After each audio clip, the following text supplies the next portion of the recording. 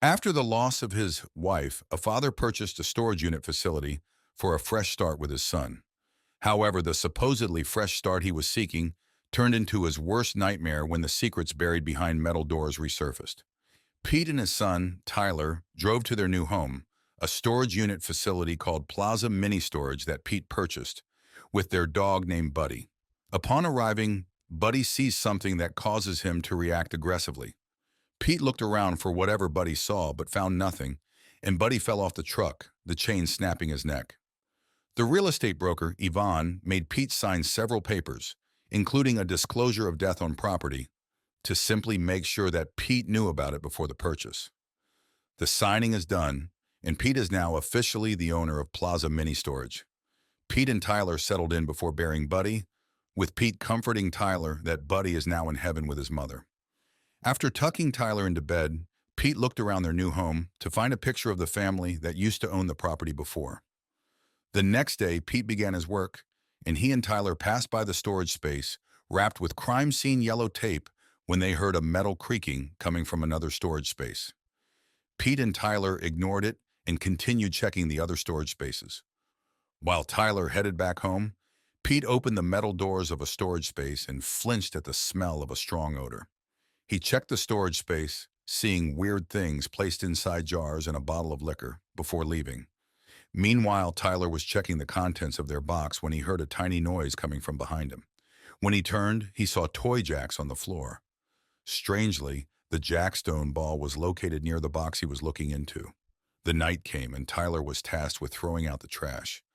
Tyler did what he was told when he heard a noise coming from the storage space, wrapped with yellow tape. It was unlocked, and Tyler opened it to find a kid's bike. The next day, Pete was working when he saw Tyler riding the bike, so he asked his son where he got it. Pete reprimanded Tyler for taking what wasn't his, but with Tyler's persuasion, Pete agreed to let Tyler use the bike as long as he returned it the moment someone looked for it.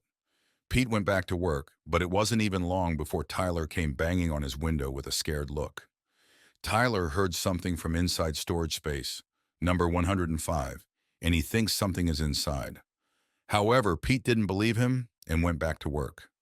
Tyler stayed in front of the storage space and put his ear to the door, running away when something from inside banged on the metal doors. Later that night, Pete just finished boxing all the late old owner's stuff and called someone to ask for the address of the late old owner's family. But then he learned that the old owner's wife and son died long before the old owner did, so Pete had no choice but to keep the old owner's stuff. Pete decided to check the crime scene storage space and found an old dresser inside. Pete also found the rope wrapped around the metal column where the old owner killed himself. The next day, Pete and Tyler headed to the church that owed a unit. A scared Tyler didn't want to go with him inside the church, so Pete talked to Father Mon by himself. The storage space was rented by a priest called Father Williams, and Father Mann promised to settle the account and remove any of the items left by Father Williams. Pete suggested Father Mann carry on renting, offering a new deal on a yearly rate. Father Mann was reluctant, as he didn't even know what was in the storage space, and decided to check first. Pete and Tyler left with Father Mann staring at them from the window with an odd look on his face. At night, Tyler had a nightmare of him walking through the hallway of a storage unit, remembering Buddy's aggressive behavior before he died, and then screaming in fear when something unseen attacked him. Pete headed inside Tyler's room and checked the room, finding the toy jacks beneath Tyler's face. He then left the room, not realizing that Tyler had been awake all along, staring into nothing with scared, wide eyes. The next day, Pete found Tyler silently staring at Buddy's grave.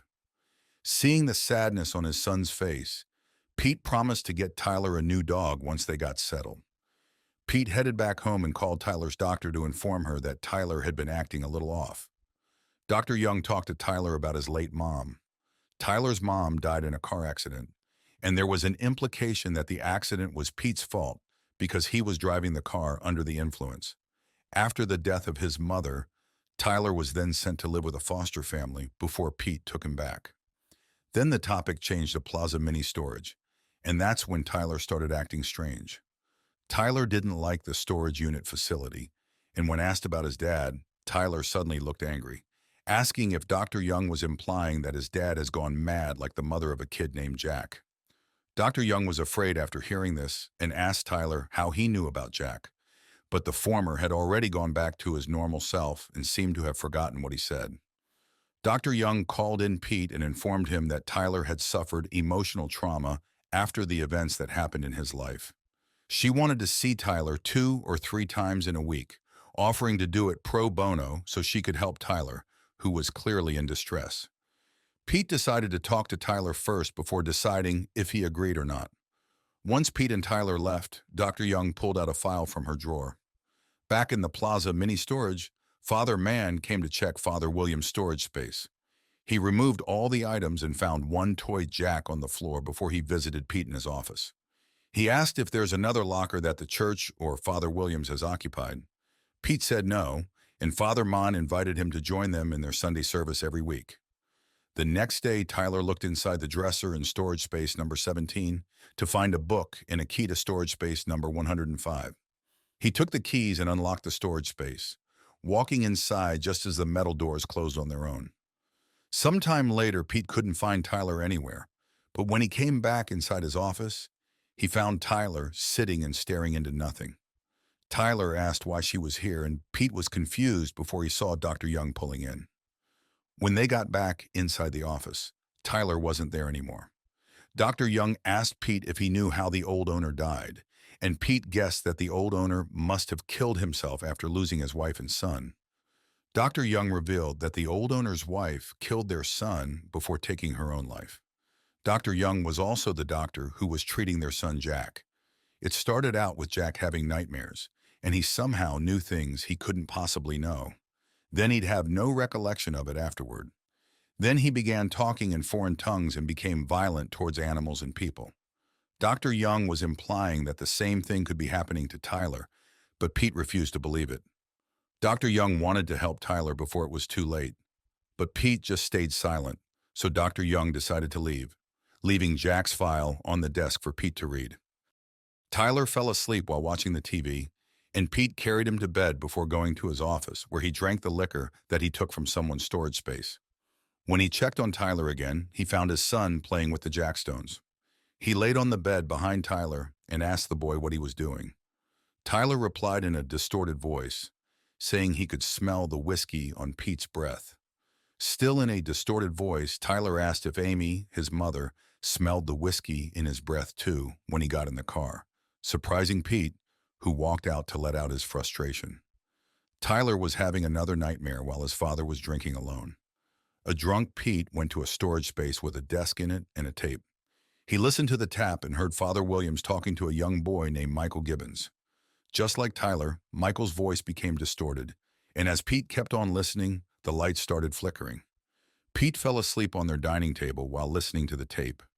Tyler, on the other hand, was seen sitting straight on his bed. The next day, Pete woke up to his son's voice, and he cleaned up before speaking to Tyler. Tyler was acting normal, and Pete promised to help him hang up some pictures of his mom after his work. Pete was in his office when he saw the gates open through the CCTV camera. He watched the footage and found Tyler pushing a platform trolley. Tyler dug Buddy's grave and took his late dog's body, taking it to storage space number 105. When Pete checked said storage space, he retched at the sight and smell of Buddy's mutilated body. Pete was livid as he barged into Tyler's room and questioned him about what he did to Buddy. But Tyler couldn't remember, and Pete pinned him down on the bed, shaking as he demanded Tyler stop pretending to not remember. He realized what he was doing and let go of Tyler, who ran out of the room in tears. Pete called Dr. Young to inform her of what happened, and the latter promised to come as soon as she could. Pete found Tyler in front of storage space number 105 again, and he apologized for what he did before leading Tyler back to their home, where Dr. Young could talk to him. So while Dr. Young was having a therapy session with his son, Pete returned to storage space number 105 to clean up. Dr. Young learned that, other than his dad, Tyler has been speaking to his dead mother, and Amy was actually responding. Pete found the book and read it out loud. At the same time, Tyler has gone quiet, and he is looking at Dr. Young with an eerie look in his eyes. Tyler said in a distorted voice that Jack's mother killed Jack to save him, and he thinks Pete is too weak. Pete, on the other hand, had found a chest with a tape named Michael Gibbons. After burying Buddy again, he ran back home and bumped into Dr. Young on his way. Dr. Young advised him to send Tyler somewhere he can get help as soon as possible. However, Pete still refused to believe that something was deeply wrong with his son, and he didn't want to send Tyler away again like he did when Amy died. Pete returned home and comforted Tyler, who pretended as if he was scared of what was happening. Pete decided to do his own digging and called a woman named Rachel, a real estate broker who represented Richard Gibbons, to ask how Richard Gibbons died. Rachel answered that Richard killed his wife and then himself after their son Michael went missing. Pete became speechless as he was scared that the same thing was going to happen to him and Tyler. He listened to the tape of Father Williams counseling Michael. Father Williams was screaming at a possessed Michael to tell him his name in the name of Jesus Christ. Michael was speaking in a distorted voice, and Father Williams frantically prayed for him when Father Mon came to see what was happening.